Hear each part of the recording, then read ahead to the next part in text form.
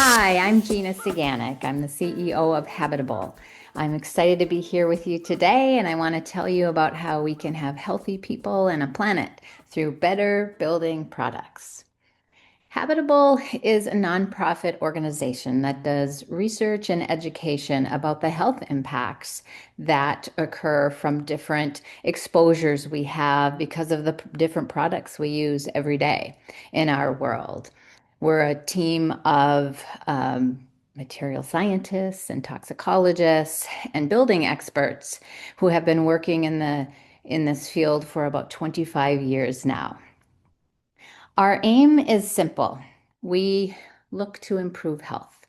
We're eliminating pollution from our environments, tackling climate change from every angle, and designing with equity in mind. We work with a variety of partners and audiences, from advising all of the major green building standards to architectural firms to scientists to educators. So we hope through this conversation we will begin some new partnerships together with you.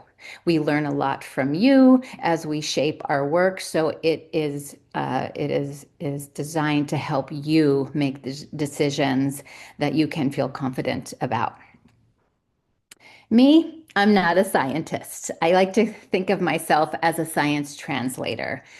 Before starting at Habitable, which was about a decade ago now, I was a real estate developer for about 2 decades. I was building affordable housing. I had an interest in green building and healthy places and social justice. And I thought I was doing some really amazing work in that field. And I was figuring out how to be more energy efficient and conserve water and manage climate issues and make sure that everybody had access to affordable housing and make sure that they had access to transportation and public amenities, things like that. What I started to learn about 10 years ago was that the products that we use every day in this work have many implications that I wasn't aware of. I thought the government or scientists or product manufacturers or someone was making sure that the products that we were specifying for our buildings would not harm the occupants or the contractors or the people who were manufacturing it or whatever happened at the end of life. And boy, was I wrong. So I got very interested in this field and thought I could help the scientists translate their very complex information so that folks like me, who just wanted to do the right thing and trust the information, could do that work. So I have been working with the team at Habitable for about 10 years now, and I wanted to share with you some of our latest research on plastic building materials. I didn't even think about how much plastic we used in the built environment until into the last few years. We have plastic buildings now. This is Antonio Guterres, the Secretary General of the United Nations. His quote was profound to me. Plastics are fossil fuels in another form and pose a serious threat to human rights, the climate, and biodiversity. I didn't realize, and maybe some of you didn't, that plastics come from fossil fuels.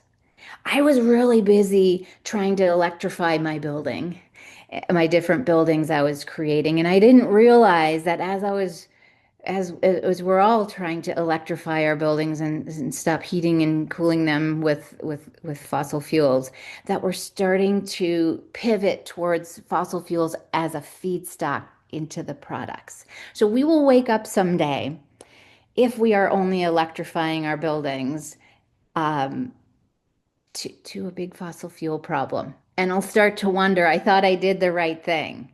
So we're here to tell you that there's another angle at this that you need to be paying attention to. I put this slide up because I started to play a game once I start sitting in spaces, and it's called Guess What's Not Plastic. This happens to be a children's hospital waiting room, so play the game with me. So as we're sitting, look at the carpet.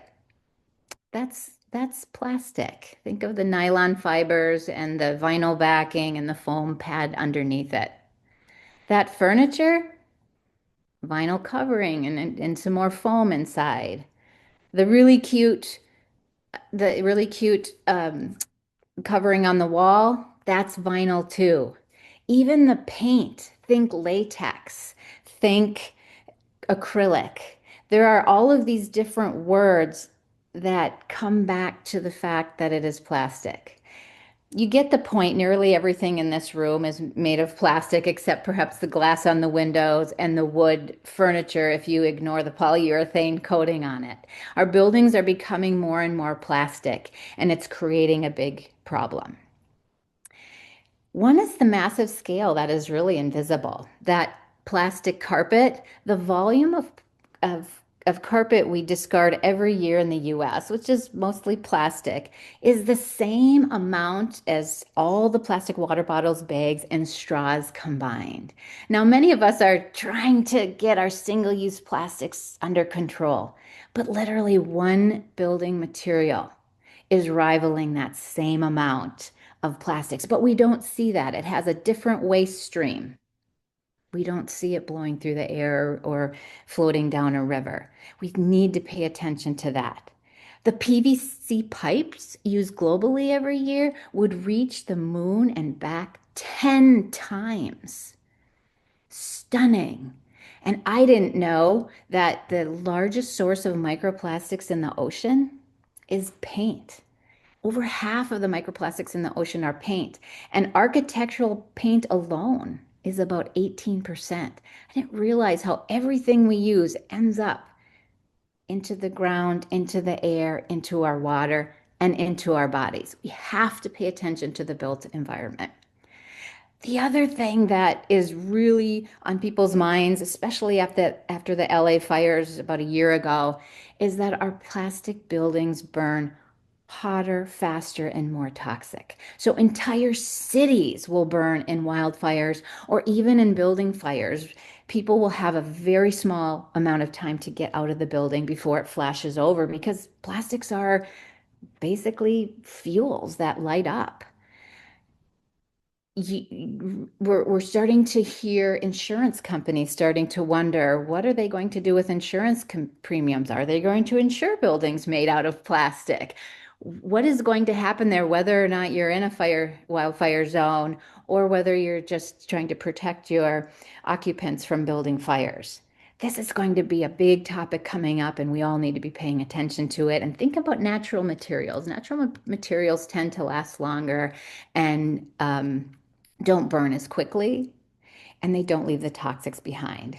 LA, for instance, is trying to manage the pollution and toxics in their soil and their waterways, and it is a real problem. People can't move back to those areas. The UN estimates that 2.5 trillion square feet of new buildings are going to be added to the earth by 2060, doubling what exists today. Now, after what I just told you, you might think, whoa, that is really bad news and that's really scary. I'm here to tell you that this is an opportunity. This is an opportunity for all of us to learn what we can do. And this gives us power as building professionals to make sure this 2.5 trillion square feet is done well and we can reshape at a global scale health for people on the planet. If you happen to be in housing, I don't know if you're following the plastic industry and their news reports. In January, this was the headline: Housing holds the key to plastic demand recovery. Quote, a sustained housing recovery would quickly change the demand picture for plastic products. So if you're in housing, you are the target market for plastics growth, which also means fossil fuels and petrochemicals. That is a big problem for the climate. That is a big problem for pollution in the air. That is a big problem for pollution in our bodies. So don't be the target audience and the consumer for the plastics industry. We can help. There are solutions, and we wanted to create solutions that Didn't require you to be a chemist, didn't require you to do all deep research, didn't require you to be able to say alkyl phenol ethoxylates and know what that means. I didn't want to be a chemist either. I didn't get into the business to do that. So we created a solution taking our 25 years of deep research and translated it into guidance called Informed. It's a scalable approach for selecting healthier product types. It's the rigor of our scientists that are independent and non-conflicted. We don't take funds from manufacturers or any others who would compromise our research. It's simple. Avoid red products. They're the worst. Prefer yellow and green products and reduce those that are orange. This makes it simple. It's almost like a nutrition pyramid. If any of you remember that guidance from first grade, you knew pretty quickly that candy fell in the bad zone, spinach fell in the good zone, and granola bars sort of in the middle. You don't have to know every ingredient in a product to be able to know if it's good. Now, the food industry does disclose what's in their products. The challenge is the built environment is starting to do it a little bit, but it's not required and it's nowhere near where anybody can actually get that information. So we've done that for you. It starts by asking the right question. Instead of saying, which vinyl floor should I use? Ask the question, what are healthier flooring types, regardless of the manufacturer? So think of the guidance again back to the food industry. If you're shopping in the candy aisle and you're saying, is this chocolate bar worse than this candy bar that has almonds and coconut flakes in it? You could probably make an argument for that. However, when you step back, that is still a candy bar and shouldn't be on the dinner plate for your family.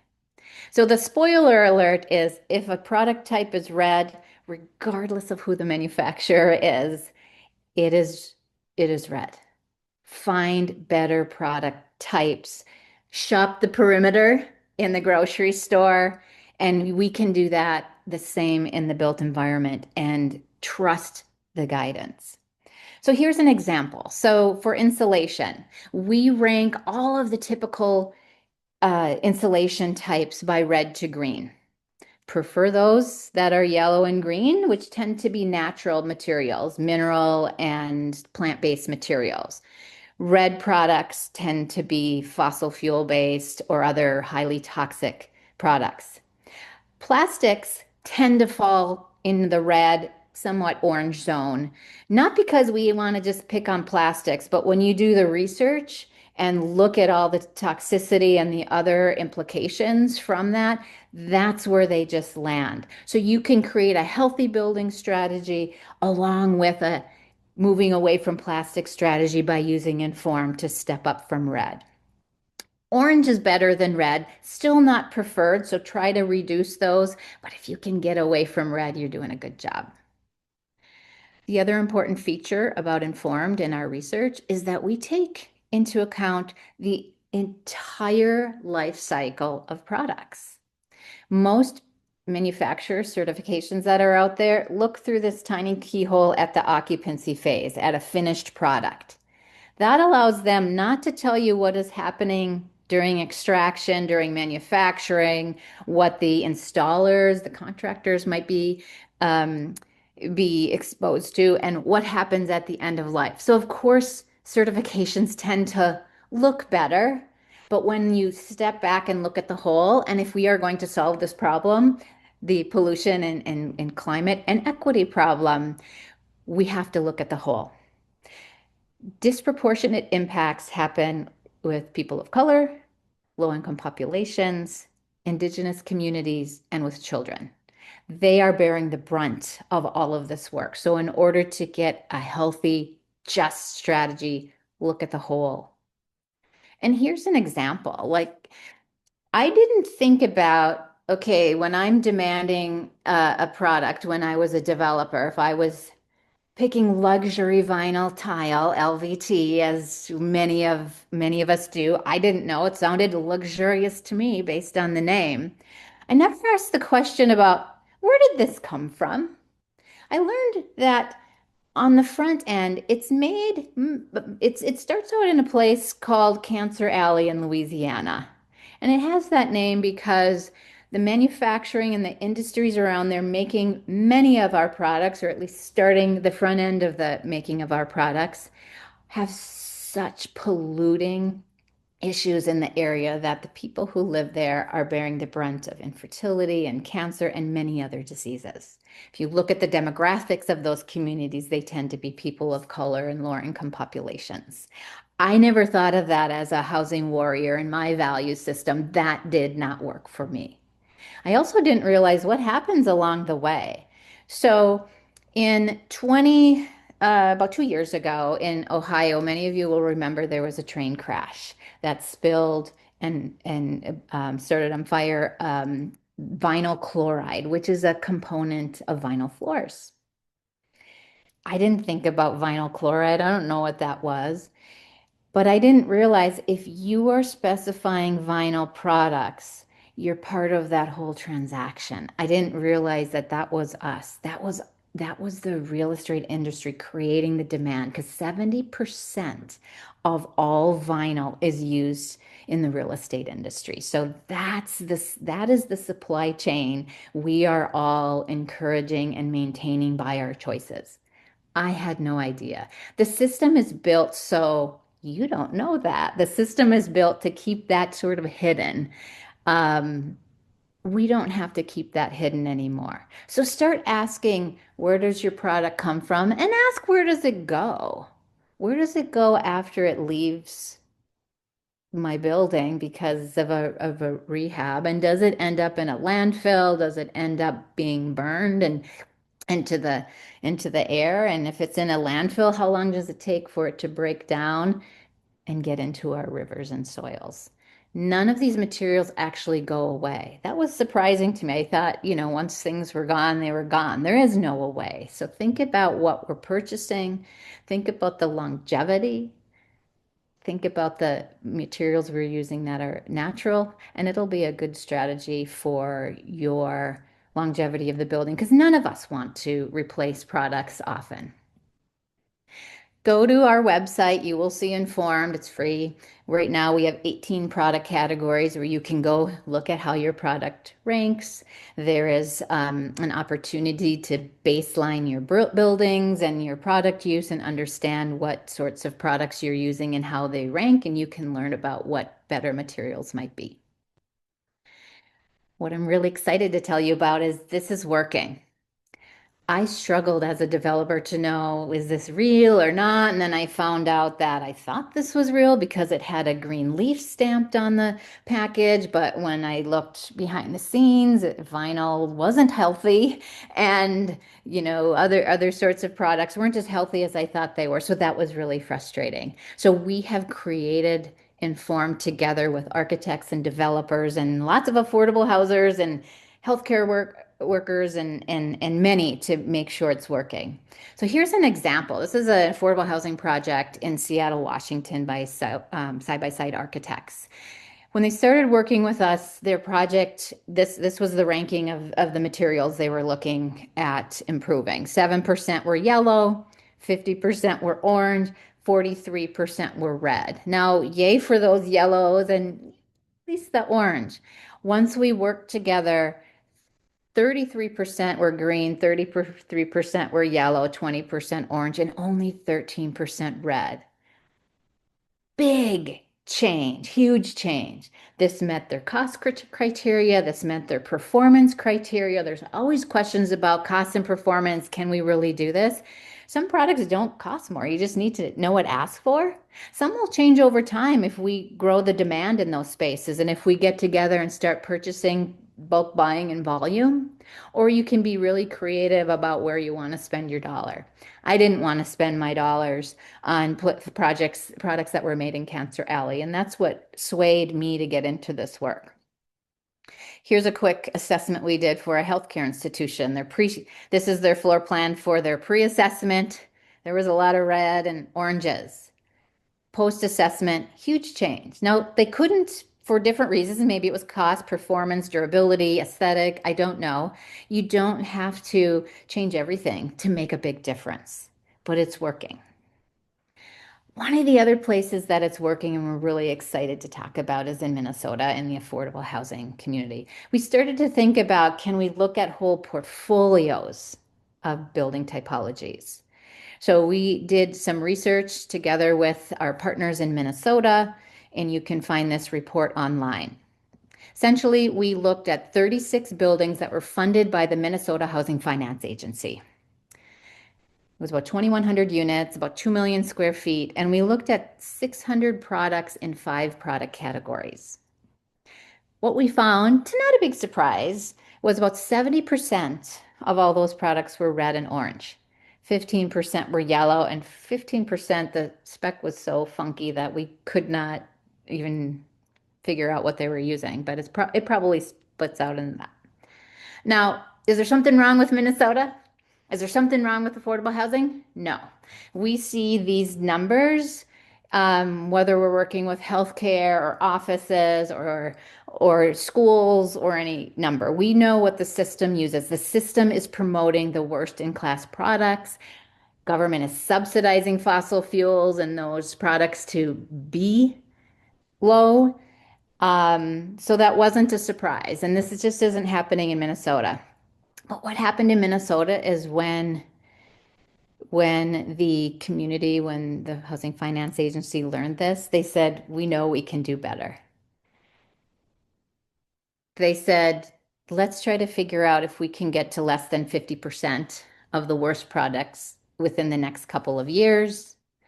Minnesota Housing Finance Agency asked us to help them write a credit in their state affordable housing green building standards. So as affordable housers were applying for funding, they could get points and incentives. So the way it shakes out is these are optional, you don't have to do it, but if you want the points, which developers do, because you want to get funded, you go through a training and education with us for 4 points, and that is a precursor to be able to get the next 15 points. Then you do a baseline of your current products to understand where you're at. And then you select some number of non-red products for up to 10 points. So within the next couple of years, we're going to be able to look at how this sort of incentive changed the results for affordable housing. We picked Minnesota because I'm from here. I know there's great leadership here. I know the affordable housing community across the country, and there's no better leaders and innovators across the board. I know this crew will show the rest of the country and the world that we can do better. So stay tuned. We're also working with New York Housing Preservation and Development. They're starting to work with their communities too. And I hope that your communities want to do this. It's an opportunity for you to take leadership. It is not a slap on the hand. No shame, no blame, because this is about a systemic problem that was designed to hurt certain people first and worse and keep it hidden. No longer. Does this matter? This is how we measure change. We've set up Inform to be able to measure whether it's making a difference. I walk the talk. This was even before I started at Habitable. My last project I did as a developer was the Rose in Minneapolis, and I was using the Living Building Challenge as my inspiration for the building. This is just an example of one product. I changed the floor from my typical vinyl floor to yellow. It wasn't even a green top of the line like linoleum. It eliminated more than 1 ton of toxic chemicals. Huge, one product. And I got rid of the worst plastic out there. US office buildings. Here's another measurement we've done working with this typology, but there's about 15 billion square feet of office space in the US. Over 80% of it in terms of their flooring uses carpet with vinyl backing. And I like to say, well, Somehow we've gotten to love our fuzzy floors. I don't know why we ever thought that was a good idea. Europe and other places don't need fuzzy floors. They're hard to clean. There's respiratory things with it, along with all the other problems that I have just talked about. But if they change, let's say they still love their fuzzy floor, if they change to a carpet, still plastic, but at least with no vinyl, and then half to a non-plastic product like linoleum, which is an awesome product, over 50 years, that's a difference of 130 million tons of embodied carbon, 20 million tons of plastic waste stays out of the landfills or burned, 4 million tons of flammable carcinogenic vinyl chloride transported across the country, which is about 45,000 train cars. And I told you earlier about Ohio, which was just five. These changes matter because of the volume of the built environment. One product can make volumes of difference. So pick one product and start thinking about how you can make change. Eliminate the use of red product types. Come along with us on this journey. We can all address pollution, climate change, and health urgently, justly, at scale by committing to step up from red and work on building that building up to the better products. Our built environment can start to become more like our natural environment if we start choosing better products. We can gain all the health benefits from the natural materials and biophilia. They often last longer. As I mentioned, they're much more fire resistant often. They can be disassembled and reused, and they're beautiful. Join us on this journey. Thank you. I'm Gina Zaitz, Ciganik. Please get in hold of us and work with us to make a better planet. Thank you. Gina, that was great. Thank you so much. I appreciate that. Do you have a few minutes for some questions? Absolutely. Okay. I think I have more questions than time, so very enlightening conversation. So I saw on your presentation that people can go to your website and maybe get a ranking on different products and find healthy products. Um, where are the retail locations? Where's the Lowe's and the Home Depot where we can go and actually purchase these things? Are you finding retail locations popping up, or is that your next big idea to create that? Good question. It's a mix. We've long worked with different retailers like Home Depot or Lowe's and others. So we've been in the background. You'll see our fingerprints a lot of places, which don't always get out publicly. But Home Depot in the past has made some changes. Mm, We have always requires a solution. mm, That's one of the things Habitable knows is we just can't wave our finger and say this is bad. We have to say this is what we'd like you to do, and this is the goal, mm. and this is a different option. So when we were working with Home Depot a couple of years ago, they took some of the worst in class chemicals out of some of the products that they sell. We hope, and we've had some conversations and working with some of our partners, that they start making shelf space for things like linoleum and some of these products that are yellow and green, or even the orange products. And we hope in the coming years they will make it easier for consumers to go in, or architects to go in, or other people just to go in and be able to ask for these products simply and say, hey, I'm looking for yellow and green product types, or I'm looking for linoleums, or bamboo, or, yeah, mineral-based paints, or, different sorts of insulation. So that would be a wonderful opportunity, and I think a very great opportunity for them.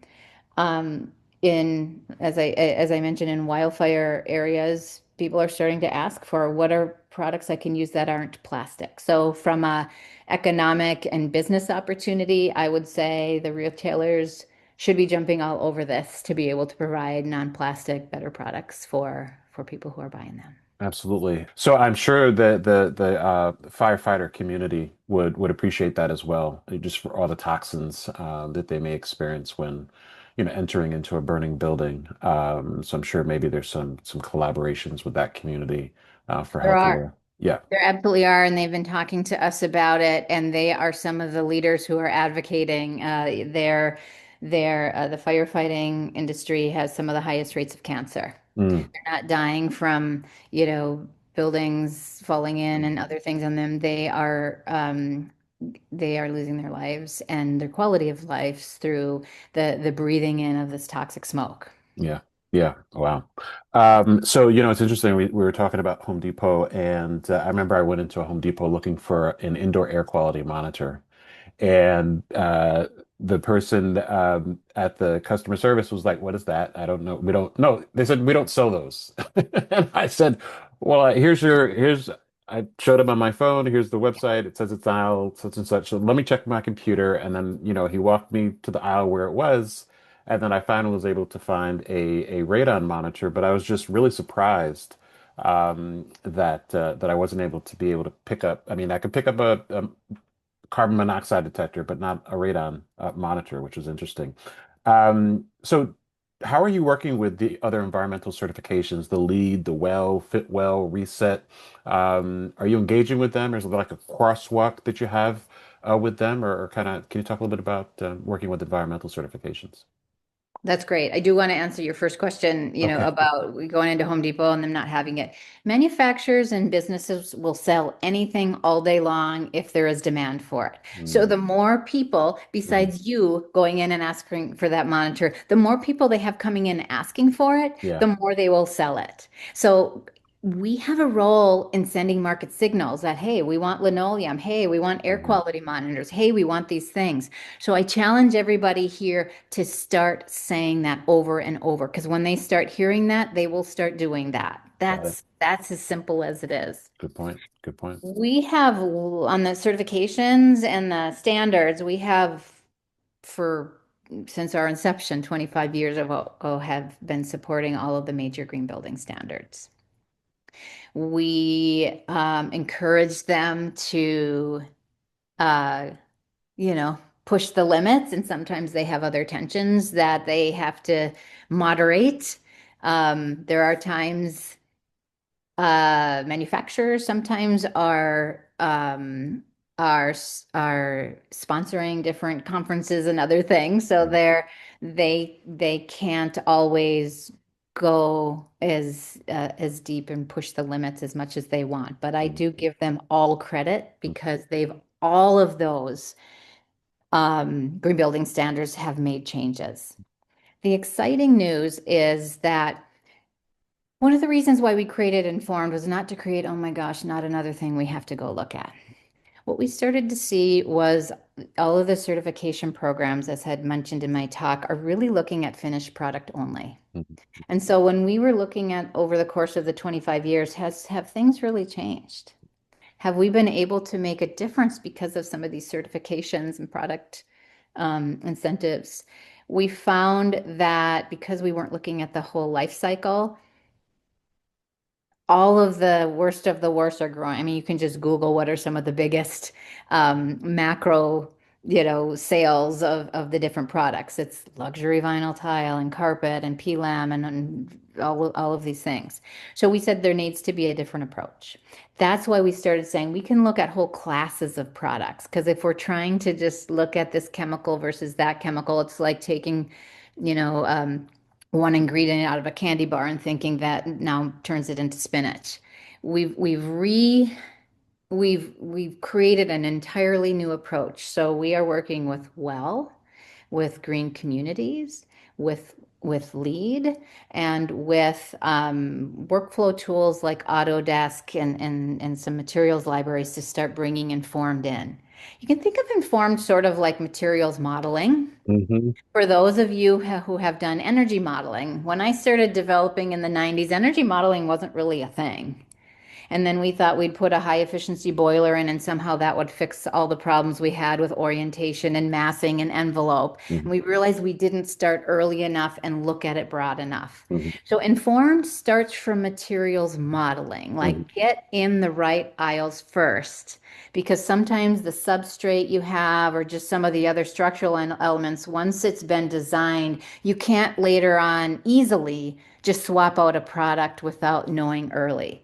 So we are working with all of those standards, have been in pilot with and testing it in the ones I named, to start with an innovation credit.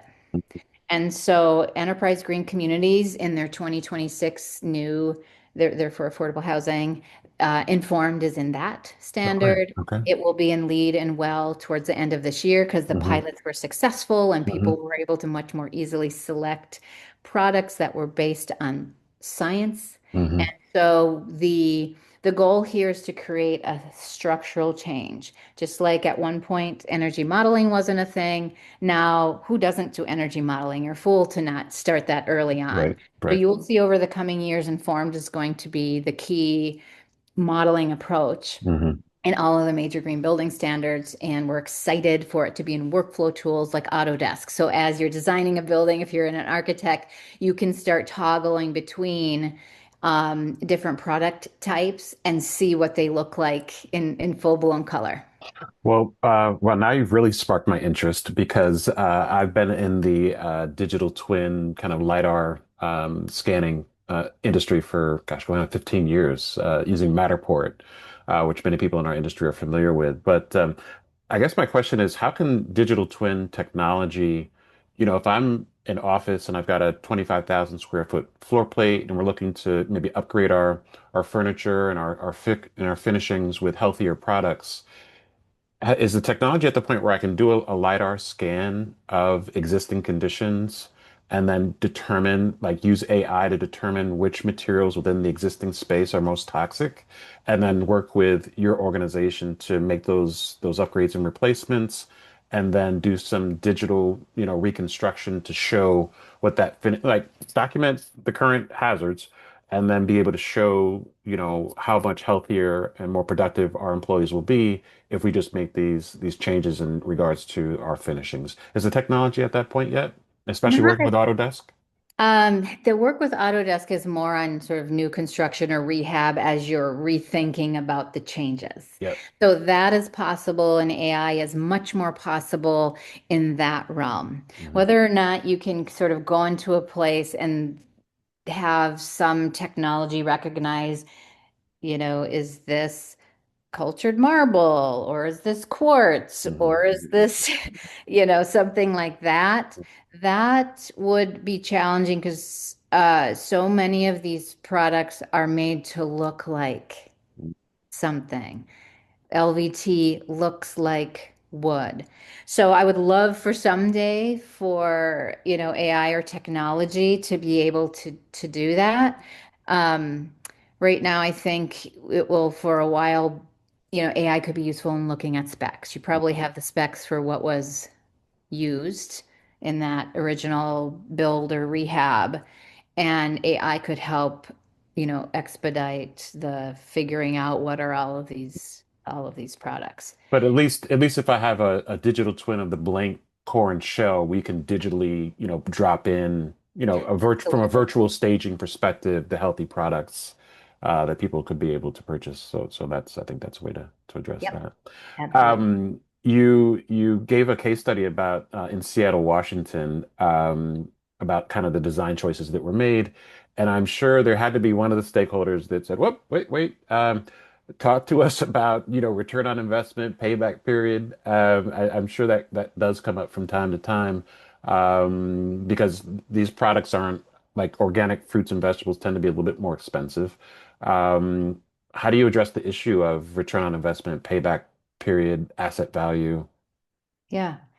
Um, a couple of things. I will say from my own experience, when I picked that floor back in the Rose 10 years ago, that was yellow, and not vinyl. It was $1 more square foot, $1 square foot cost premium.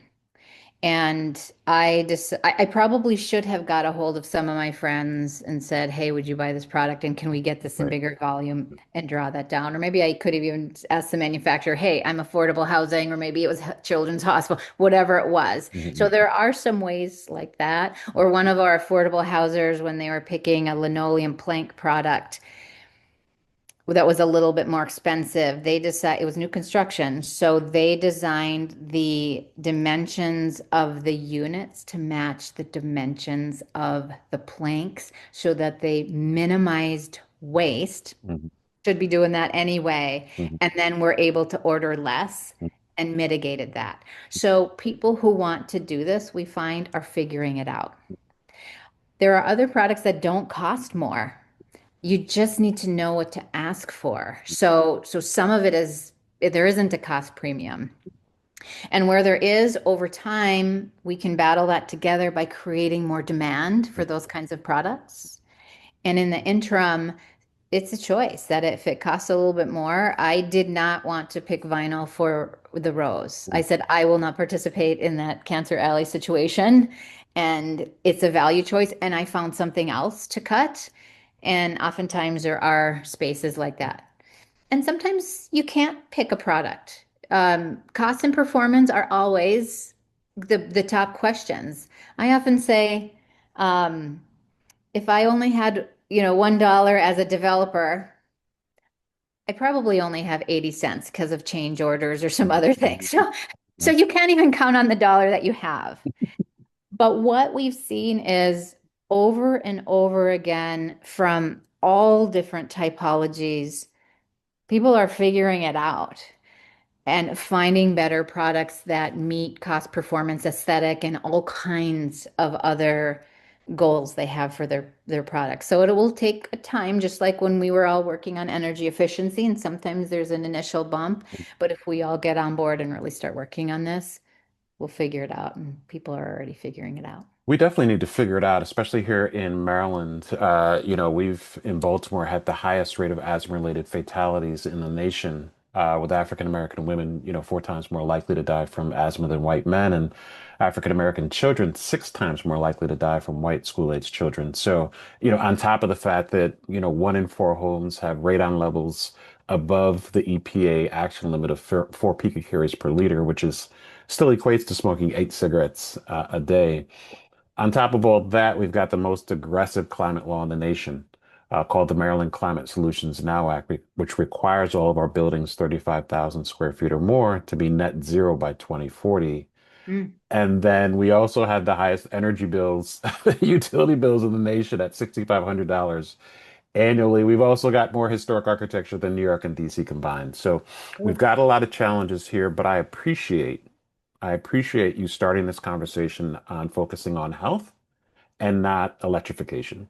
Electrification is important, Mhm. but I'm an indoor air quality nerd. I take my indoor air quality monitors with me everywhere. I've measured net zero buildings that perform horribly. I've measured buildings with gold, silver, platinum plaques, horrible, right? I've measured buildings that are all electric and have all the certifications, and they're just not performing as designed. So I think the challenge here in our building energy performance standard is there's nothing in there that talks about the health and wellness of the building occupant. What it is if we just remove combustibles and make it electric, the thought is that healthy indoor air will come along for the ride. And I'm here to say that's not the case. And so, I really appreciate that you're focused on the health and wellness side because it needs to be more intentional. We got some issues here that need to be resolved, and it's the interior of the building that's really creating this sick building syndrome that started, in the 1970s and 80s. Before then, we built for proper ventilation, right? But ventilation is not even mentioned No. in the law. So I appreciate that you started there, and I'm sure people here in our market would love to engage. Your contact information will magically appear on the screen. But do you have any comments in regards to kind of the challenges that we're dealing with here in Maryland and how your services might be able to assist? Yeah, we absolutely know we could assist in many ways. We know ventilation, and especially in existing buildings, you're not going to change that anytime soon. So the more we can get this movement around prioritizing healthier and non-plastic materials, as we rehab and make changes, we will start to change that. So you have, I mean, you always want ventilation, but there's less things bubbling up there. And when we're looking at the whole life cycle, if we're picking better stuff based on the life cycle Yeah, issues, yeah. we're cleaning up the outdoor air too, so that communities that are living by manufacturing facilities or in Mhm. areas that are concentrated with them, Mhm. we're changing the overall pollution and issues. So that will decrease exposures in many ways. and relieve some of the pressures. So Yeah. we would absolutely love to work with Maryland and other places, and start to make these changes and then work on Awesome. This is measuring the impacts. absolutely got to validate on the back end. That's an important piece of the Have to validation. validate on the back end. Absolutely. So I definitely appreciate your time, your subject matter expertise on the topic. Is there anything that I didn't ask you that you want people to know about yourself or the work that you're doing? Um, I would say one thing that I really learned is we need more scientists in these spaces, Mhm. independent scientists that aren't, representing a manufacturer, et cetera. Mhm. I thought I was and was known as sort of a warrior in this space when I was a developer and doing all kinds of interesting things. You start to really learn the real scoop when you have an independent scientist around. So we need more people who understand the technical part of this. We can, as developers and architects and policymakers, help shape that information so that that translation part that I'm really interested in. But when you start to hear, oh, this is healthy, this is, this, that, or the other, ask who says. Who says that? Where does the data come from? Right. Who is suggesting that? So get public health officials, get scientists, get these folks together partnering with the development community. And, what pains me is all of us who thought we were doing the right thing through all of our best efforts. If you had a scientist in the room, that was one of the first things I'd learn. I'd say, "Hey, look at what look at this manufacturer says," and the team is like, Gina. Somehow, public health got value engineered out by all the engineers, and I love our engineers, but somehow I don't know what happened, but sometimes they were kicked out of the room somewhere. All right, well, let's get them back. Public health and scientists have to be in these spaces, Yeah, have to be shaping, have to be validating, yeah, and how powerful to get the development community, especially affordable housers. And I always have to give a shout out to enterprise green communities mhm, who are leading change, yes, yeah. in affordable housing, but they're shaping things broadly in the built environment. So get them in the room too. They've been amazing advocates, even for public health and getting public health officials involved. Well, the next time I see you at a Healthy Cities Symposium at Johns Hopkins here in DC, I owe you a big hug. Thank you Let's so do it. much. This has been great. Thank Thank you you, so much, Gina. All Ed. right. Appreciate it. Talk to you soon. Bye bye.